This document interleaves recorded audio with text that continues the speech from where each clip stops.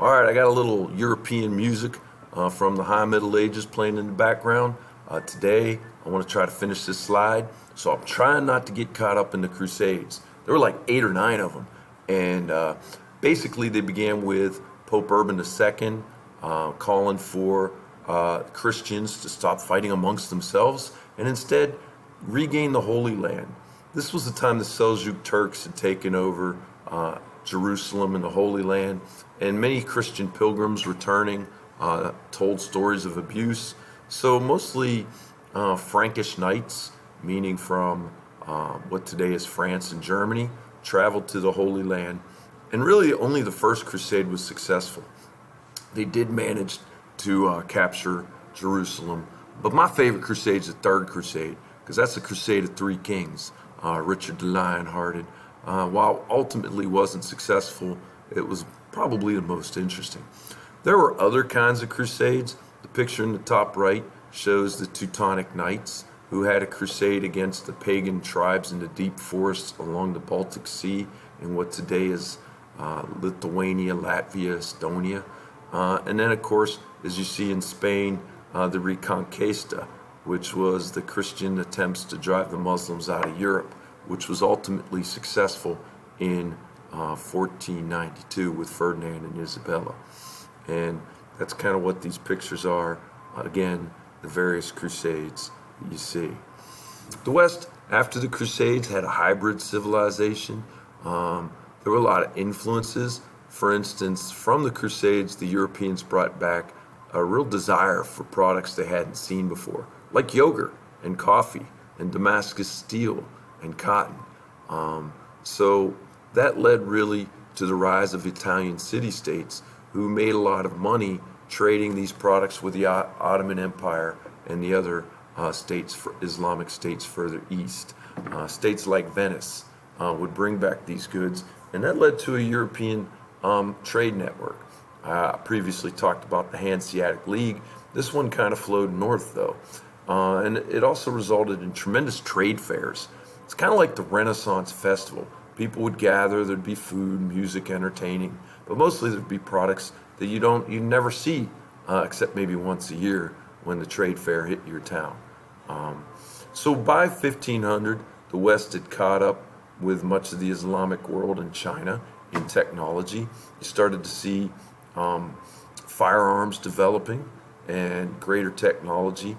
A lot of that had to do with the church's embrace of science. That was a big change. It occurred, well, you guys read that thing about Thomas Aquinas, but it occurred in the 1400s. It really started with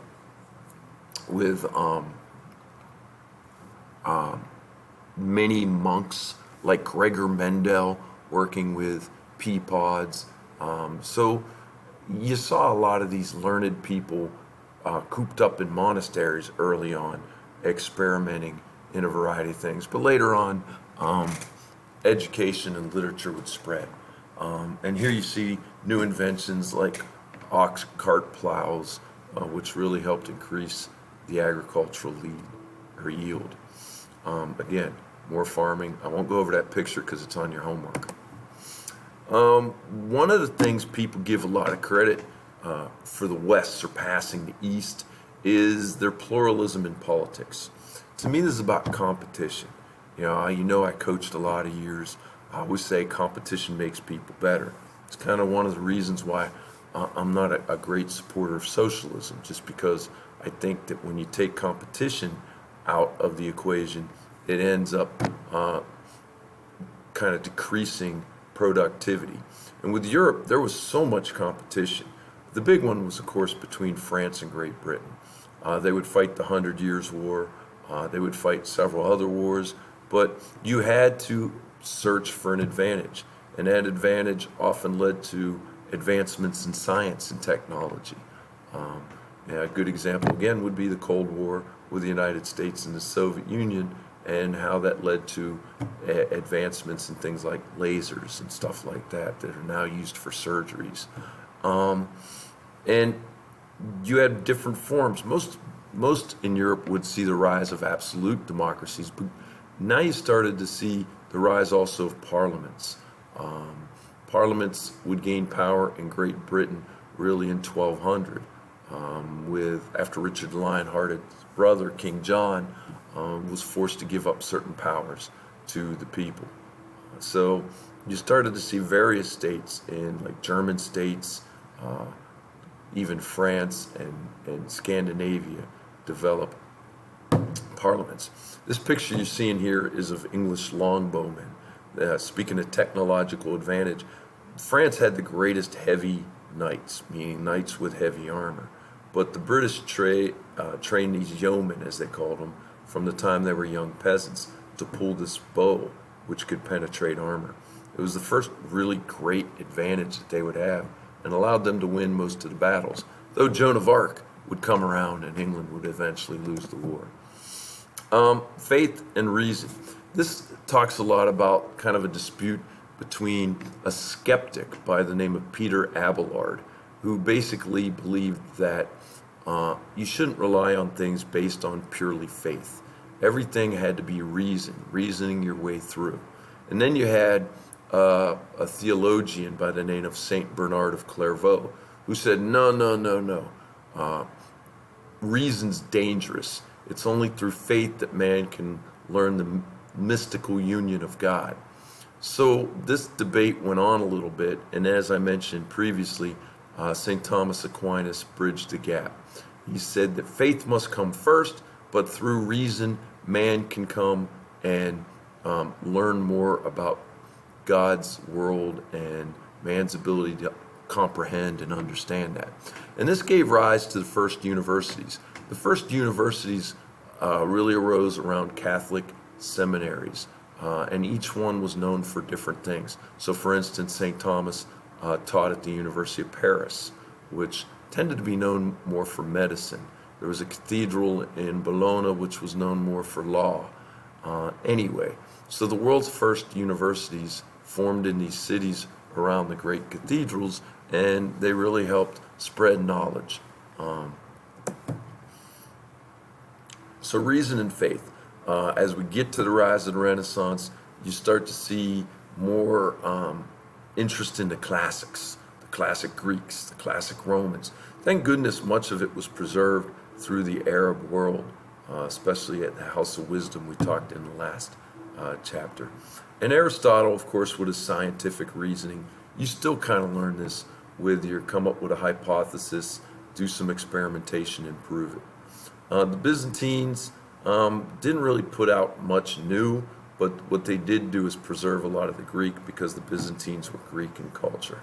And we said that the Islamic world was pretty famous for preserving much of Greek and even Indian thought, especially when it came to things like medicine. Here you see a variety of teachers. I always like this picture because there's always that sleepy student there, and also because everybody has cool hats on. Anyway, so really that's what I have.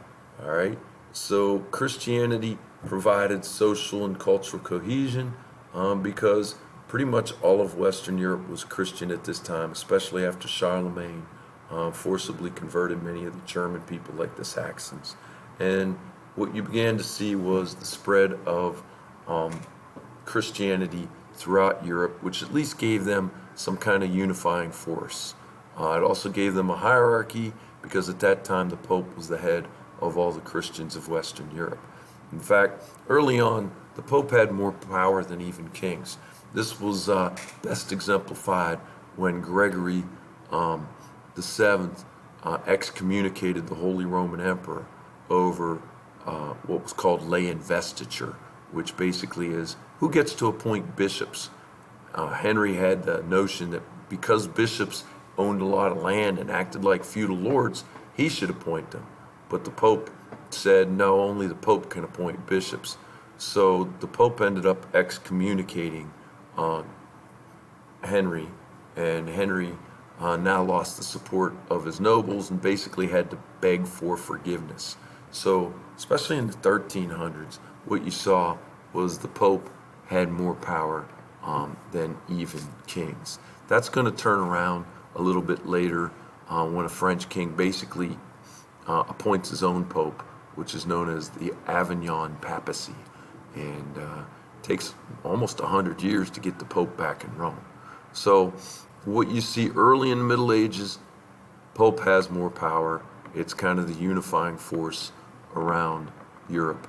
But you also saw the rise of more powerful centralized states. Anyway, that is it. Hope you enjoyed it.